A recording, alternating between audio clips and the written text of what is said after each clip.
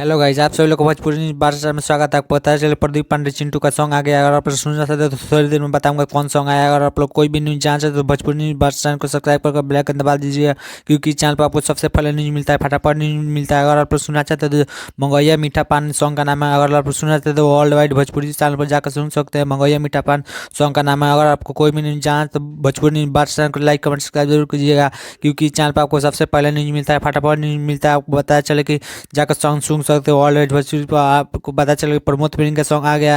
अगर आप लोग सुनना चाहते हो तो जाकर सुन सकते हैं। अगर आप लोग सुनना चाहते हो जाकर सुन सकते हो। दरदिया ले लो पिया आधा सॉन्ग का नाम है, वेब म्यूजिक पर आया है। अगर आप लोग सुनना चाहते हो जाकर सुन सकते हैं, वेब म्यूजिक पर आया है।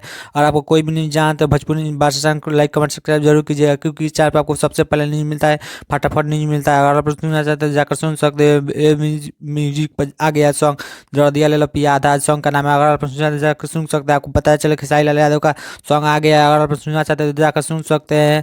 अगर आप लोग सुनना चाहते हो तो जाकर सुन सकते हैं। और कोई भी नहीं सब्सक्राइब करें।